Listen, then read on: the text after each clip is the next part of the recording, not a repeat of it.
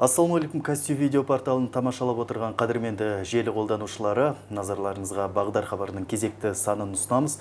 Біз бүгін ұлтымыздың бас ақыны Абай Құнанбайұлының 175 жылдығы туралы әңгіме өрбітсек деп отырмыз. Естеріңізде болса, ел президенті Қасым-Жомарт Тоқаев ақынның мерейтойын мерекелеуге қатысты жарлыққа қол қойған болатын. Енді бұл бағытта нақты не істеу керек және ақынның бол мұрасын қалай насихаттаған дұрыс? Осы және өзге де сауалдарға жауап алу үшін студиямызға абайтанушы, ақын, жазушылар одағының мүшесі Алмахан Мұхамедқалиқызын шақырдық. Алмахан апай, студиямызға қош келдіңіз. Рахмет. Енді кеше ғана осы сұхбатқа дайындық барысында мынау жаңағы президенттің жарлығын қарап шықтық. Онда нақты мақсаттар көрсетілген екен. Яғни мына Абайдың Жидебай бөрілі мемлекеттік тарихи мәдени және әдеби мемориалдық қорық музейін жаңағы жетілдіру, одан қалды мына сапалы аударуды қамтамасыз ету Абай шығармаларын, жаңағы сосын ЮНЕСКО Түрксой шеңберінде атап өту деген секілді бірқатар ауқымды мақсаттар көрсетілген. Осының қатарына сіз өзіңіз тағы нені қосар едіңіз? Әрине, кез келген үлкен мынау жоғары жақтан қолданған үлкен іс-шаралар алдыменен осындай дүниеден басталуы, ол өзі бұрыннан келе жатқан соқпақ, бұрыннан келе жатқан жол. Ол алдыменен Абай мұражайына шында да, Семейдегі Абай мұражайына шында да үлкен күрделі жөндеу керек. Өйткені ол кезінде Абайдың 150 жылдық мерейтойы кезінде асығыстық болған жерлер бар. Ол әрине құпталатын дүние. Бірақ енді оны тура сол 175 жылдық емес, басқа уақытта да жасауға да болатын дүниелер бар мысалы, менің ойымша.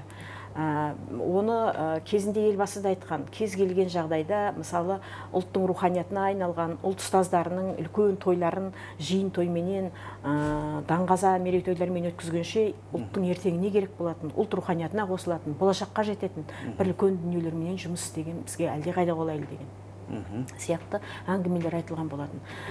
Мысалы енді әрине 500-ге жуық жоба құрылды. Оның ішінде құптайтын дүниелер өте көп. Абайды қай уақытта қалай насихаттасақ та ол көптік етпейді. Өйткені қазақтың маңдайына біткен жарық жұлдыз ол Абай ғой. Менің енді осы жалпы 75 жылдық мерейтойы қарсаңында бір айтатын дүнием, енді Конфуцийдің, мысалы Қытайдың Конфуцийінің, біздің Қазақстанда 7 институты бар екен. Сол 7 институтын Қытайдың жеке кәсіпкерлері өздері көтеріп, өздері қаржыландырып отырады екен. Енді Конфуций ол біздің насихаттауымызға, біздің керемет сол жарнамалауымыз қажет етпейді, ол өздері де жетеді оларға. Ал сөйтіп отырған Қазақстанда, мысалы, Абайға елорданың төрінен бір орталық ашылу, ол заңдылық. Көбі абайтану орталығын Семейдегі музеймен салыстырады. Семейде музей бар емес па, солар жұмыс істеп жатыр емес па деген сияқты пікірлер айтылады. Бірақ музей менен орталық болсын, мейлі академия болсын, институт болсын, оны салыстыруға келмейді. Абайға тек қана бір ғана музеймен шектеліп қалғанымыз ол дұрыс емес. Сондықтан да Абайдың көптеген, Абай төңірегінде, Абайдың шығармашылығы төңірегінде, оның зерттелу жолы жөнінде жаңағы аударма мәселесі туралы айтылып жатыр. Сол мәселелерді қолға алған кезде бір ғана мұражайдың қызмет атқаруы аздық етеді. Біздің осы күнге шейін мысалы қазақ әдебиетінде ең көп жарияланған шығарма ол Абайдікі. Бірақ сол шығармалары Абайдың басқа алдында шығып кеткен дүниелермен салыстырғанда бірін-бірі қайталамайды, әртүрлі. Оның үстіне Абайдың өз көз тірісінде жарыққа шыққан 2-3 қана өлеңі бар да, қалған шығармаларының барлығы Мүрсейіттің қолжазбасы арқылы бізге жеткен болатын. Сондықтан да Абай шығармашылығының ішінде күні бүгінге шейін даулы сөздері көп, мысалы, түсінікті қажет ететін сөздері көп. Яғни текстологиялық зерттеу жұмыстарын жүргізетін Абайдың шығармашылығы өте қатты қажет ететін дүние. Ал сондай Абайдың жалпы шығармашылығымен жұмыс істеу, аудармаларымен жұмыс істеу, Абайды жалпы қарапайым халыққа түсіндіру деген мақсатта жұмыс істеу үшін біздің елордада бір орталық болу ол заңдылық. Ол Абай үйі бола ма, ол орталық бола ма, ол академия бола ма, ол институт бола ма. Негізі Абай бір институттың жүгін көтеріп тұрған тұлға. Көтеріп тұрған ол ұлттың ұстазы. Біз кез келген сұрағымызды Абайдан табамыз. Абайды тек қана мұражаймен ғана шектеп қоюға болмайды. Егер сондай бір орталық болып жатса, ол шетелдермен байланыс, жалпы мынау шығып жатқан әдеби шығармаларына түсініктеме, тұрақты ғылыми зерттеу жұмыстары, біз бәрі науқандық қыламыз да, абай шығармашылығына болсын, кез келген жұмыста біз науқандық жұмыс істейміз да, қалған уақытта ол тазада қалып қояды. Одан кейін менің жалпы осы абай саласында жүргенде бір байқаған дүнием, абайды осындай мерекелік іс-шара кезінде, науқандық кезінде қолға алады да, содан кейін тазада қалып қояды. Біріншіден, екіншіден, арнайы мекемелер жұмыс істеген кезде ол мекемелер оны үнемі жалғастырып отырмайды, ол да қалып қояды. Ол да бір уақыттылық дүние болады да, қалып қояды. Сондықтан да онымен арнайы айналысып отыратын бір, жаңағындай айтып отырған бір орталық болмай, біз абайды өз деңгейінде түбегейлі зерттей алмаймыз. Енді Мұхтар Әуезовтің алдын көрген Мекемтас Мырзахметовтың бір үрейі, қорқынышы, енді сол кісі ғана қалды ғой, Мұхтар Әуезовтің алдын көрген сол Мекемтас ағадан басқа енді сол Мұхтар Әуезовтің өзі 42-43 жылдары Алматыдағы жоғарғы оқу орнының жанынан абайтану орталығын ашып курс жүргізгенде абайтанушылар қаулап өсті. Сол кезде де 4 жылдан артық уақыттан кейін университеттің қаржылық мәселесі жағынан жағдайына байланысты ол орталық жабылып қалды. Сонда абайтанушылар өте керемет қаулап өсті Мұхтар Әуезовтің ықпалыменен. Солардың сарқыны бізге келіп жатыр. Ал ендігі кезде біздің жаңа Мекемтас ағаның алаңдап отырған бір дүниесі, біз абайтанушы қаламыз. Өйткені абайтануды қазір тақырыппен ғана зерттеп алып жатыр да. Бұлай жалпы абайдың соңында жүрген ғалымдар қазір жоқтың қасы деуге болады. Біз осыған мән беруіміз керек. Ол той тойланып жатар, күрделі жөнде онсыз да жүре берер, ол уақытына қаржылық мәселеге байланысты. Онымен біз абайды әлемге керемет деңгейге көтеріп насихаттауға оның енді сондай кереметтей үлесі болады деп оған қадалып тұрған ештеме жоқ. Мысалы, ескерткіштерге де төніп тұрған түк те жоқ. Біз әрбір абайдың әрбір сөзін ертеңгі ұрпаққа жеткізу, зерттеу. Мұхтар Әуезовке Асқар Тоқпановтың айтатын сөзі бар ғой. Сіз өмір бойы абайды зерттедіңіз, абайды зерттеп болдыңыз ба дегенде Мұхтардың айтатыны бар ғой. Бәлі, абай деген мұхит қой, мен мұхиттан қасық тапқан алдым деген. Енді Мұхтар Әуезов қасықта болатын болса, біз оның маңайына да жолай алмай жүрміз. Біз Мұхтар Әуезов зерттеп кеткен дүниені ғана айналып жүрміз әлі күнге дейін. Сондықтан да бұл үлкен дүниені қажет ететін. Алмахан ханым, енді біз білеміз, осы сіз мына абайтануға қосқан үлесіңізді, еңбегіңізді бұл ретте орталық болды емес пе бізде абайтану орталығы? Өзіңіз де соның біраз жүгін арқалап жүрдіңіз. Қазіргі тағдыры не болып жатыр? Енді мен өзім жалпы ес білгелі, енді Семей жерінің қызымын ғой, осы абаймен айналысып, абайдың төңірегінде жүргеніме мен бақыттым. Абайдың шығармашылығын оқып, абайдың әрбір өлеңін түсініп оқыған адам қиянатқа бармайды. Жаманшылыққа бармайды, теріс жолға түспейді. Абайдың бір кереметі сол. Әрбір сөз арқылы өз кәдімгі. Абай бізге не береді деген сұраққа да жауап дейсіз ғой. Сұраққа да жауап. Абай деген адал жүріп, адал тұр. Шетің дұрыс келуге дейді. Одан артық не сөз айтуға болады мысалы. Ол өмірдегі де, қызметтегі де, жалпы жолың менен өзіңнің атқарып отырған әрбір ісіңе есеп бер деген сөзі ғой. Ол қара сөзінде де айтылады мысалы. Содан артық не тәрбие керек? Біз соны айта алмай жүрміз ғой. Соның маңайында жүргеннен кейін мен осы Елордаға келгенде ең бірінші абайды іздедім. Мектептің мұғалімдері абайтануды өздерінің бағдарламаларымен жасап, білгендерінше жасап, мектепке оқытып жүреді екен. Соның негізінде мен енді құрып кеткенде өзімнің білгенімді мынаны айту керек, мынаны айту керек деген бір бағыт беріп отыратын бір дүние болсын деген мақсатпен мен бір кішкентай кабинет ашқым келген. Сөйтіп жүріп, Қазақстан Ресей университеті деген университет болды. Қаланбай Батыр көшесінің бойында үлкен бір жақсы университет болды. Сол университетке барып, басшылығымен сөйлескенде бірден құп алды. Оның басшысы Қарағандыдағы Зейнолла Молдахметов деген азамат екен. Өзі химик, тіпті мүлде тілге де біз айтамыз ғой, ол маманы болғаннан кейін көтеру керек, ол қазақша сөйлеу керек деген бізде бір ұғым бар. Негізі адамның жаны ұлтқа жақын болады. Жаны қайраткер болады. Өзінің бір намысты азаматтар болады бір.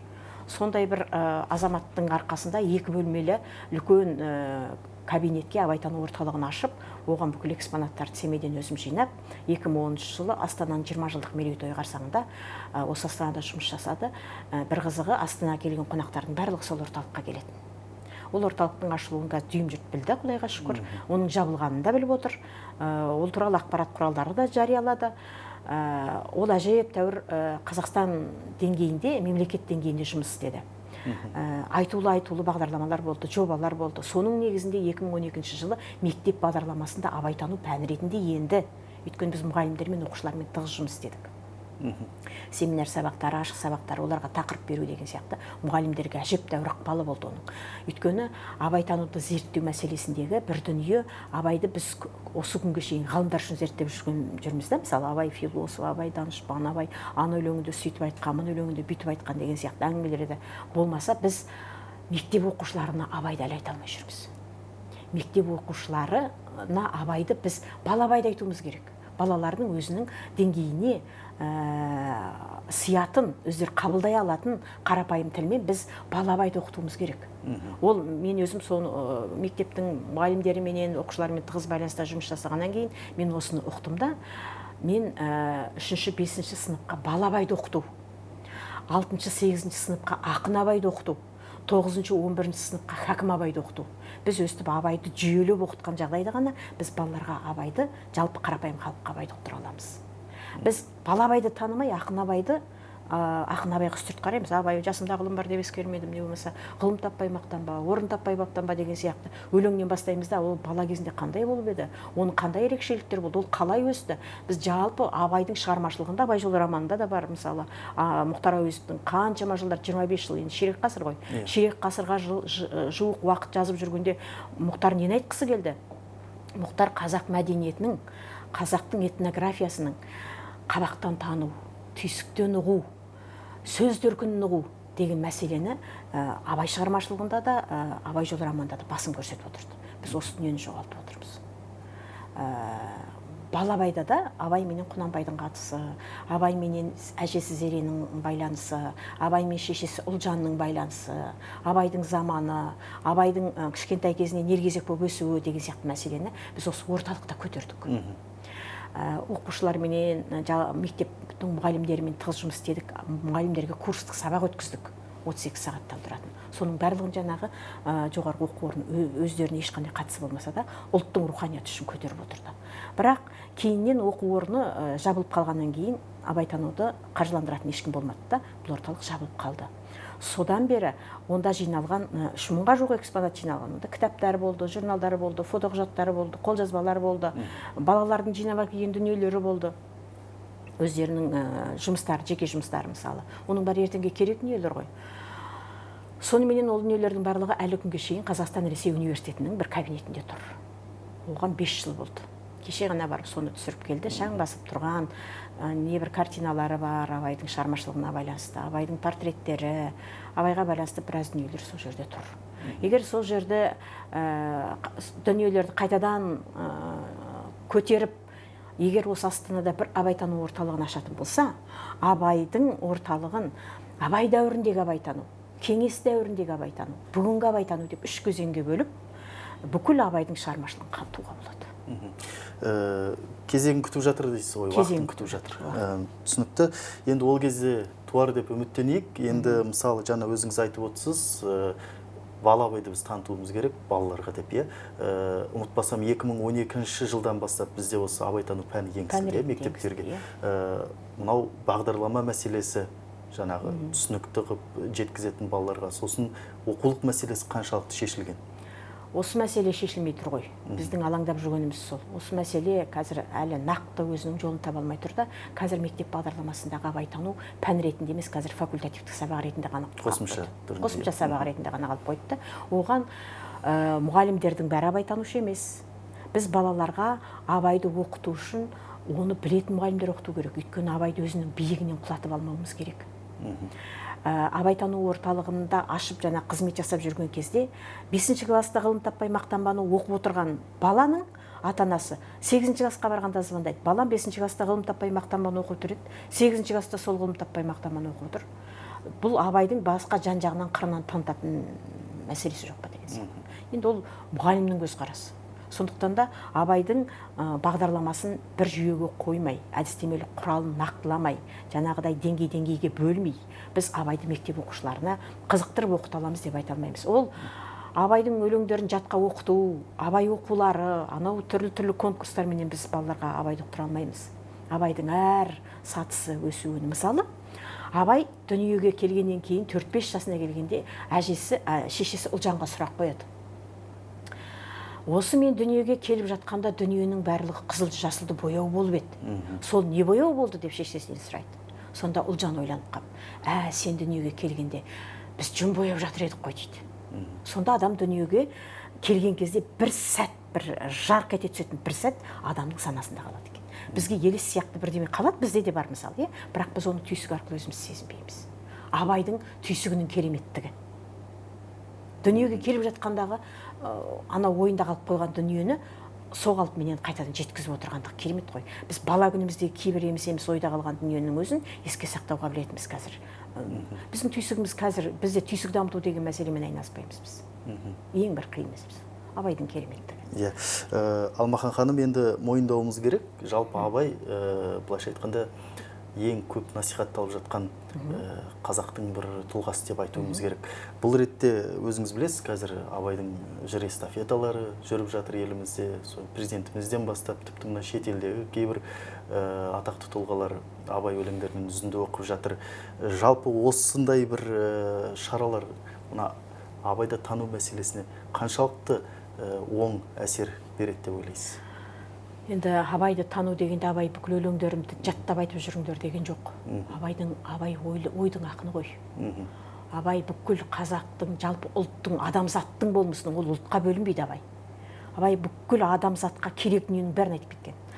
Үш-ақ нәрсе адамның қасиеті: ыстық, қайрат, нұрлы ақыл, жыл жүрек дейді. Соны қазір біздің әлгі ақы төлеп қалай баю керек, қалай өзіңнің жан дүниеңді ашу керек деген мәселелерді оқытып жүргендер бар ғой. Соның бағдарламасын қарап отырсаңыз, неше түрлі ол том кітап оқып, ол шетелдің әдебиетін оқып, әуре болудың түкке де қажеті жоқ. Абай екі ауыз сөзбен айтып кеткен. Үш-ақ нәрсе адамның қасиеті: ыстық, қайрат, нұрлы ақыл, жыл жүрек дейді. Ыстық қайратың болсын дейді, еңбектен дейді, жан табасың. Сосын кейін оны нұрлы ақылыңа сал дейді, ана біліміңді дамыт.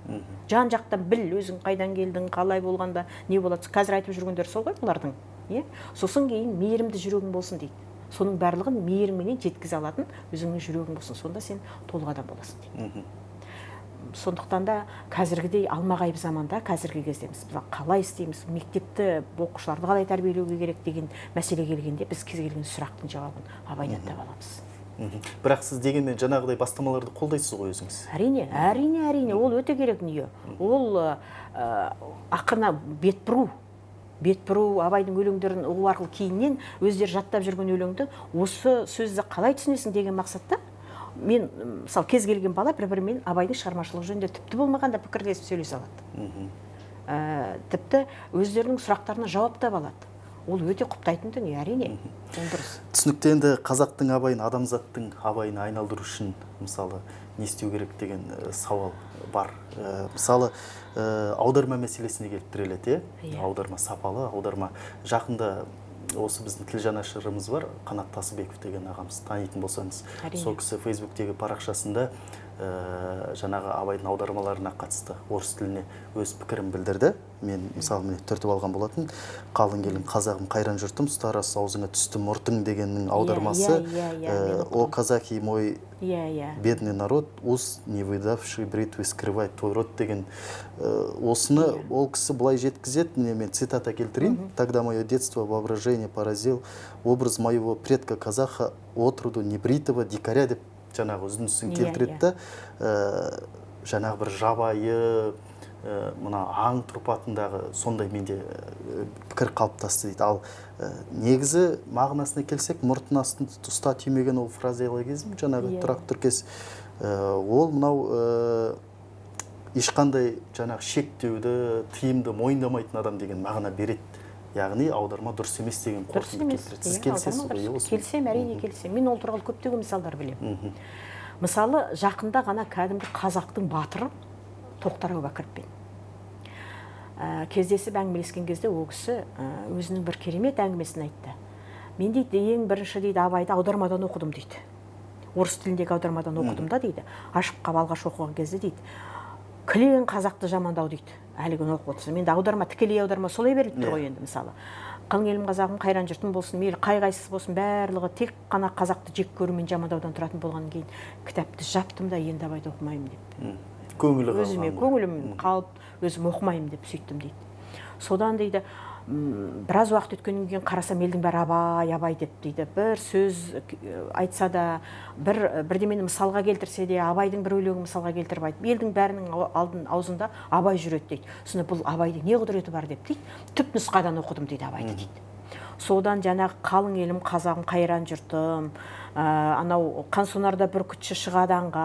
Аңшы ғой ол кісі. Иә, керемет. Ана өлеңдерін оқығанда дейді, сұмдық дейді, ана абайды оқығанда дейді, кәдімгідей толқығанда сұмдық керемет толқыдым дейді. Ана өлеңді басынан аяққа шейін ана өлеңдердің бәрін оқып шықтым. Содан кейін мен абайды керемет жақсы көрдім дейді. Қазір абайдың кез келген дүниесіне егер мен жақтан бір қолдау керек болатын болса, мен әрқашан қолдаймын деп жаңағы өзінің түсінігін берді. Сонда аудармалардың өзі, ол ана орталық ашылып жүргенде де бізге шетелдерден, мысалы Болгариядан, Германиядан, енді кітаптың маңайында жүрген адамдар келеді ғой, музейге өзі руханияттың маңайында жүрген адамдар келеді өзі. Сонда солар келгенде мынаны абай мынаны қалай айтқанда қалай айтқысы келді, мынаны қалай түсінгісі келді деген сияқты сұрақтар қояды. Абайдың не құдіреті бар? Мысалы ол әлемнің 80-нің үстіне шет тіліне аударып жатқанда абай несімен ерекше деген сұрақты, сонда олар аудармадан әлі толық абайды түсінбей жатыр деген сөз. Сондықтан да біз аудармаға қатты көңіл бөлуіміз керек. Абайдың кез келген аудармасы өзінің түп нұсқасын бере алмайды. Өйткені аударма түгілі түп нұсқаны оқып отырған өзіміз абайдың әрбір өлеңінің бірнеше қырын көре аламыз. Ол тек қана бір қырын, алмасы сияқты ғой абай. Қай қырынан қарасаң, қай қырынан танығың келсе, сол қырынан ашылады абай. Сондықтан да оны бір ғана аудармаға салып, абай осылай деп айтып еді дегенге келмейді. Мысалы, махаббатсыз дүние дос, хайуан қоны қосыңдар. Махаббатсыз дүние бос, хайуан қоны қосыңдар. Екі түрлі айтылады дейсіз. Сонда мен анау жиындарға нереван айтамын. Қайсысы дұрыс? Махаббатсыз дүние дос па, бос па? Оны аудармамен отырғандар айтады, дүние бос деп ала салады. Ал абай ол бос деп алмайды, өйткені дүние ешқашан бос болмайды. Көзіңізді жұмсаңыз да бір дүние көресіз, қызыл жасылды бояу көрсеңіз де бір дүние көресіз. Абай айтады, махаббаты жоқ дүниеге дос адамды хайуанға қос дейді. Дүние қуған адам. Дүние қуған адамды айтады. Махаббаты жоқ, оның басқаға мейірімі жоқ тұрған жоқ, ол дүниеге ғана махаббат алып тұр да оның. Ондай адамды хайуанға қос дейді, ол тек қана дүниенің. Қазіргі заман. Дегенмен жаңағы аударма мәселесінде бізде осыны жаңағы түсінікті, тиянақты қылып жеткізе алатын өзге тілдерге мамандар бар ма? Басқасын айтпайық, мына іргедегі осындай аударма мәселесі болсын, жаңағындай үлкен ғылыми түсініктемелер, даулы мәселелер абайдың көп, мысалы жүрегімнің түбіне терең бойлама, жүрегіңнің түбіне терең бойлама деген сияқты мәселелер. Соның барлығы нақты жауап беріп отыратын орталық болса, ол жерге ғалымдар жиналса, ғалымдардың бір ауыз пікіріменен жаңағындай дүниелерді аударманы да қалыпқа келтіру, ғылыми зерттеу жұмыстарында өндіріп жұмыс істеу, ол тұрақты жұмыс істеуші еді. Мысалы, деректі фильмдерменен тарихи жаңағы көркем фильмдерді түсіру мәселесінде де мысалы олқылықтар бар. Абайды тек қана болмысына қарап, бұл абайды ойнайды екен дегенге келмеу керек. Абай шығармашылығын танитын адам абайдың рөлін ойнау керек. Абайдың жан дүниесін танитын адам абайды ойнау керек. Оның заманын танитын адам ойнау керек. Ол олқылықтың барлығы әрбір қабақтан, емеуріннен көрініп тұрады, сезіліп тұрады. Сондықтан да осындай мәселемен тұрақты айналысу үшін, мысалы, деректі фильм түсіргенде де әрбір кадрды түсірген сайын алқаны жинап жіберіп, қалай, дұрысы қалай, бұрысы қалай, қай жерінде кемшілік бар деген сияқты мәселені талқылап отырып шығарған дүниенің әлде қайда сыны аз болар еді. Алмахан апай, енді абайға қатысты тағы бір өзекті мәселе, соңғы жылдар мына абайдың өлеңдерін бұрмалау етек алып кеткен секілді. Мәселен, мына жат ағымның, жат діни ағымдардың жетегінде кеткен азаматтар, мәселен, мына абайдың діни бағыттағы өлеңдерін өз жаңағы көзқарасы бойынша бұрмалап жатыр. Мысалы, Алланың өзі рас, сөзі рас дегенде, Аллахтың өзі рас, сөзі рас деп. Осыған сіздің пікіріңіз қандай? Енді ол абайды қай қырынан қалай бұрмаласа да бәрібір ол асыл қап түбінде жатпайды. Ол асылдығын өзі бәрібір сақтайды. Бірақ сол бұрмалаған адамдардың өзінің ұяты мен намысына нұсқан келеді. Абай ол абай болып қалады, қанша бұрмаласа да бәрібір абай болып қалады. Бірақ олай болып, енді абайға келіп жатқандарға олардың көзқарасын өзгерту, олардың түсінігін өзгерту, абайды түсінуді қиындату жолына келеді сондайлар. Негізі сондайларға жол бермеу, баяғыда цензура деген болатын, қазір цензура деген жоқ, әдеби талқы. Сондай талқыдан өтіп барып, абайдың кез келген дүниесі талқыдан өтіп барып, сыннан өтіп барып, жаңағы ғалымдардың талқысына түсіп барып, жарыққа шығып отырса, жаңағындай кемшіліктер кетпеуші еді.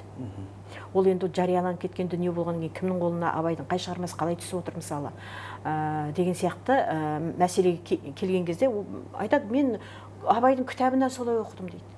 Абайдың несінде, өлеңінде солай жазылған деп бой бермейтіндер бар. Ал соның дәлелі болу үшін жаңағыдай үлкен талқыдан өтіп отыру керек. Мысалы, сенбе жұртқа тұрса да қанша мақтап, әуретеді ішіне қулық сақтап. Өзіңе сен, өзіңді алып шығар, ақылың мен қайратың екі жақтап. Бұл жерде көпшілігі еңбегің мен ақылың екі жақтап деп айтып жүр. Ол еңбегің, қайратың болса еңбек етесің, қайратың жоқ болса қайтып еңбек етесің. Абайдың өзі айтады, ыстық қайрат нұрлы ақылшыл жүрек дейді. Еңбек деп айтпайды, Абай өзінің кез келген дүниесінде қайратты көп айтады. Қара сөзінде де қайратты көп айтады. Сонда Абай ыстық қайрат нұрлы ақылшыл жүрек дейді. Осыны көпшілігі кәдімгідей дауласады, жоқ, мен еңбек деп оқыдым дейді. Ол аудармада да еңбек болып аударылып жүр. Осындай мәселеге қатты назар аударуымыз керек. Енді сіз осы сұхбаттың басынан бері айтып отырсыз ма, текстология мәселесін. Ал енді осыны бір түзеу, бір ретке келтіру бағытында қандай да бір жұмыс істеліп жатыр ма? Қазір істеліп жатқан жоқ, әркіміміз сол барған жерімізді айтып жүрміз. Одан кейін менің бір қатты бір өкінішім, қазір енді Құдайға шүкір Астанадағы осы абай мәселесіне келгендегі кез келген жерде мен өзім жүрем. Сол кезде айтылатын ойлар, осындай түзетулер, не болмаса пікірлер, мысалы Абайдың заңгерлігін айта алмай жүрміз біз. Абайдың 1886 жылы қабылдаған 76 бабын бізде не көп жоғарғы оқу орындарында қазір заң бөлімдері көп. Неге Абайдың 76 бабын алып талдамайды? Керемет қой, ол біздің қазағымыздың өзінің мәдениетіне жақын, этнографиясына жақын. Бізге жақын ғой, жанымызға жақын. Бізге ана Европадан заңдардың тармақтарын алып келіп бізге аударғанша, ана өзіміздің жанымыздан шығып тұрған дүние емес пе? Және Абайдың екінші басқа қыры ашылып тұр ғой, заңгерлігі. Қайраткерлігін айта алмай жүрміз, заңгерлігін айта алмай жүрміз, музыкалық мұрасы толық зерттелмей тұр әлі. Көптеген дүниелері бар. Абай деген шынында да Мұхтар Әуезов айтқандай, сол Абайдың Мұхтар Әуезовтың қасықтап алғанынан аса алмай жүрміз ғой біз әлі. Сол деңгейге жету үшін біз жан-жақты, ол бір орталық бола ма, неше орталық бола ма, ол Абайға көптік етпейді. Әрқайсысы әр бағытта жұмыс істей берсін. Абай бәрімізге жетеді. Біздің ертеңімізге де жетеді, бүкіл ғұмырымызға жетеді Абай. Абай өзі бір кішкентай ғана 178-ақ төл туындысы бар. Бүкіл шығармасын қосқанда 308-ақ қана дүниесі бар. Соны біз меңгере алмай жатырмыз ғой. Оны ана жерде музей бар, мына жерде не бар деп бөліп, жарып, басына би болған өкөй құйқым дейді. Мінекей бұзған жоқ белдің сиқын. Қала бойынша ашылсын, ол артық етпейді. Әркім өз бетімен жұмыс істей берсін. Біреуінің біреуі кәдімгі сын көзбен, біреуін толықтырады. Біреуге біреу қарап отырып қайта екінші басқа қырынан ашуға қызығушылық оянады. Ол жан-жақтан атқарылған жұмыс қана Абайды өз деңгейіне шығара алады. Ал бір жерге ғана қарап, Абай музейі не айтады екен, біз соны ғана істейміз деп отырсақ, біз жаңағындай жаңсақтыққа ұрына беретін боламыз.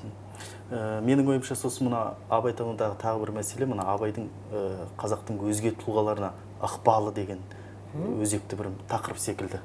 Өйткені біз көбіне осы мына Алаш арыстарын жазған бір-екі Абай туралы бір-екі мақаласымен шектелемізді, әрман қарай тереңдеп үңілмейміз ғой.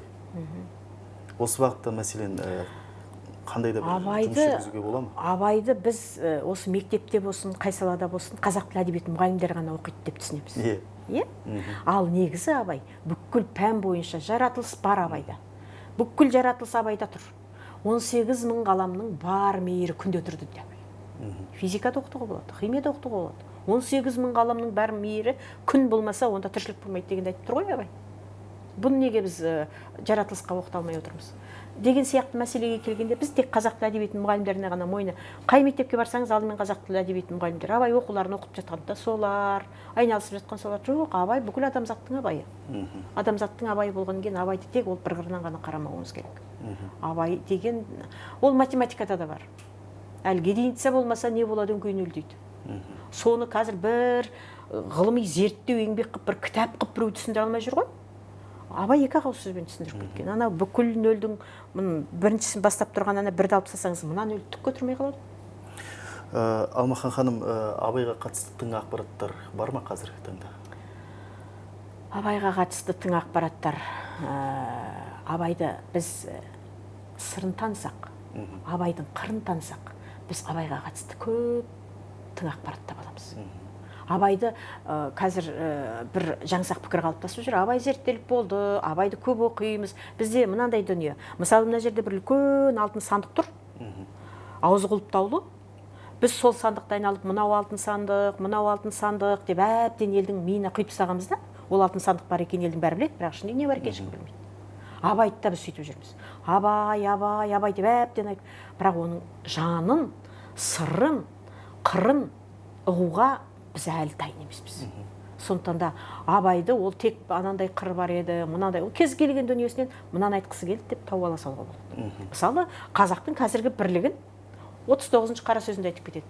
Қазақ кезіндегі керемет сауат ашып оқып, сондай білімді болмаса да, қазақ өзінің дейді дала заңынан оқып келген екі үлкен керемет тәртібі, тәрбиесі бар еді дейді. Өз әулетінің ішінде бір адамды соған бас шығып сайлайды да, сол әулетте өтіп жатқан той, сол әулетте болып жатқан бүкіл дүние, сол әулетте болып жатқан бүкіл қайшылықтың бәрі сол шешіп отыратын болады. Сондан әулетте тірлік болады. Бірлік болады, сол анау тыңдайды, соны адам тыңдайды. Біз соған жете алмай жүрміз дейді. Қазір басымызға бір той өткізсе, әрқайсымыз ол мемлекет семья деген. Абай соны айтады, отбасы деген ол мемлекет, отбасын басқара алмаған адам, ертең ол қоғамды, ол үлкен мемлекет басқара алмайды. Ол отбасы деген біреу шығып, біреудің қателігін айту, біреудің мінін айту, ол отбасы үшін керек дүние ғой. Бірдемеге бағынуымыз керек қой біздің. Бізде қазір сол жоқ қой. Абай оның 39-шы қара сөзінде айтып кетіп отыр.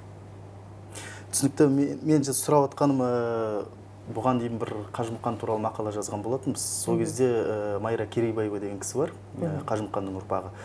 Сол кісіге мына Орынбордың жаңағы өлкелік мұражайынан хабарласып, жаңағы қазақтар неге жатсыңдар, неге бабаларыңды іздемей жатсыңдар, мұнда көптеген құнды құжаттар жатыр, келіп қараңдар, жаңағы танысыңдар деп айтқан екен.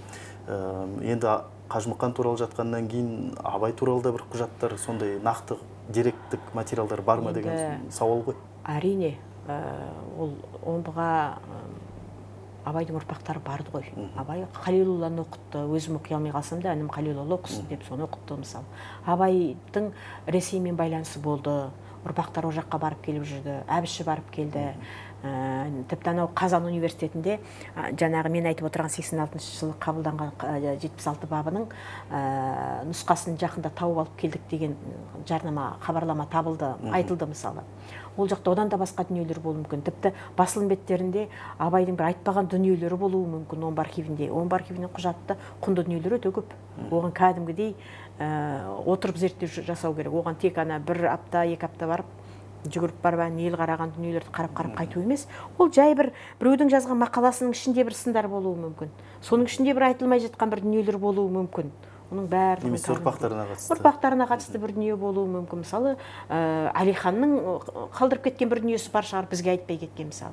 Соны табу үшін де біз мысалы архивтермен жұмыс істеуіміз керек қой. Мұрағатпен жұмыс істеу деген ол мерзімдік, науқандық істеліп жатыр ма ондай жұмыстар? Ондай жұмыстар істеліп жатыр ғой, мұражай істейді оны. Ана Семейдегі мұражайлар кәдімгідей отырып ондай шаруалармен жұмыс істеп жатыр олар. Бірақ жаңа айттым ғой, ол тек қана бір ғана бағытпенен солар ғана жұмыс істейді деп отырмай, сала бойынша жұмыс жасау керек. Түсінікті. Енді мынау әлемнің Абайға деген қызығушылығы қандай деген сұрақ қойғым келіп отыр сізге. Мына бір жылдар есіңізде болса, көрші Ресейде Абай деген үлкен ауқымда бір сондай бір халықтың ықыласымен өткен шара болды. Яғни Абайдың өлеңдерін оқып, өте бір үлкен толқын болды да кәдімгідей. Сол кездегі мына комментарийлерін оқысаңыз да керемет, орыстардың өздері таңырқап, таңғалады. Енді орыстың бай әдебиетімен оларды таңғалдыру оңай емес қой. Не деген мынау ғұлама, не деген дана деп жаңағы айтып жатады. Енді орыстар ең бірінші Абайды таныды ғой. Біздің әдебиет саласында ең бірінші Абайды таныды. Қалай болғанда да Абайдың жұмбағын ол біздің ғалымдар да, аудармашылар да саңғырынан көреді. Мысалы, қарындас қара жерге талмай жүр дейді ғой. Сондағы қарындас деген сөзді мысалы аудармашылар сестра деп аударса мүмкін. Ал Абай айтады, бір қарында жатқан дейді. Бір қарында жатқан қарындас деген сол мағынаны береді екен, қарындас деген. Сондай дүниені ұғу үшін де Абай деген Абайдың бір сөзінің қаншама мағына келетінін біледі. Білгендер ол айтып отырмын ғой, асылды кез келген мұхиттың түбінде жатқан асыл тастарды да мойындайды ғой. Сол үшін басын тігіп, ана мұхиттың тереңіне барады ғой. Сол сияқты абайдың да тереңіне бару керек. Оның абайдың құнды екенін, абайдың керемет екенін, абайдың ғұлама данышпан екенін мойындайды. Мойындамайтын адамзат жоқ. Өйткені абайды адамзаттың абайы деп айтудың өзінде үлкен бір құдірет тұр ғой. Сондықтан да әркімнің өз абайы бар, өзінің ұғымындағы абайы бар. Соның барлығын ашып, жарқыратып көрсету үшін жан-жақты жұмыс істеу керек. Ол бір ғана бағыттан, ол архивті қопарып жұмыс істеу, не болмаса емес. Жай ғана ана сөздерінің өзін ойнатып жұмыс істеу. Өлеңдерінің өзін жеткізіп жұмыс істеу. Қара сөздерінің өздеріндегі әрбір дүниеге мән беріп қарау. Абайдың ең бір кереметі ел сияқты көсіліп, том-том кітап жазып, 30-40 том, 50 том жазып кетсе, қайтеміз десейші, қайта өзі бірақ том жазып кеткеніне мен ризамын. Соған миымыз жетпей жүр ғой қазір. Түсінікті Алмахан ханым, енді соңғы сауалымыз қазіргі жастардың, қазақ жастарының осы абайға деген қызығушылығы қандай? Бір мына мектептің жоғарғы сыныбынан бастап айтайықшы. Негізі қазіргі қазақ жастарының енді өсіп келе жатқан қара жастар. Қазақ жастарының адам өзінде не жоқ болса соны іздейді ғой. Қазір қазақ жастарының ұлт руханиятына деген ерекше көңіл бөлушілік ерекше. Абайды қызығады олар. Бір студенттердің алдына, не бір мектепте бір өтетін шаралар кезінде барсаңыз, жабылып сұрақ қойып, білгісі келіп ынталанған кезде мен кәдімгідей риза боламын. Білгісі келіп, мынаны қалай айтқысы келді, мына жерде не айтқысы келді, мынау туралы айтып беріңізші деген сияқты. Абайдың әкесі неге ол Абай жолы романында солай болып көрінген деген сияқты сұрақтарды қойған кезде мен кәдімгідей жастарға сенем. Олардың көзқарасы басқа. Олар Абайды басқа жағынан көргісі келеді. Өйткені заманына қарай көргісі келеді Абайды. Енді кезінде Мұхтар Әуезовтің заманында кеңес дәуірі Абайдың көп жағын айтқызғысы келген жоқ қой. Көбіне сол заманның ағымына қарай жығып салып беріп отырған кездері болды. Мысалы, әсіресе Құнанбайды, Абайдың да көптеген ана өлеңдерін талдау кезінде кеңес дәуірінің ықпалыменен талданды ол. Енді оны қазір өзіміздің ұлттық руханиятымызға, қазір өзіміздің жан дүниемізге қарай бағыттауда мен жастардан үлкен үміт күтемін. Бұлардан шығады бірдеме. Түсінікті. Олай болса Алмахан ханым, сізге алтын уақытыңыз бөліп хабарымызға қатысқаныңызға алғыс айтамыз. Және осы сіздің мына абайтану саласына қосып жүрген еңбегіңіз жемісін берсін деген тілек білдіреміз. Рахмет сізге. Қадірменді желі қолданушылары, осымен бүгінгі хабарымыз аяқталды. Естеріңізге саламыз, бізде студияда қонақта болған абайтанушы, ақын, жазушылар одағының мүшесі Алмахан Мұхамедқалиқызы. Ал біз сіздермен қоштасамыз. Келесі көріскенше аман сау болыңыздар.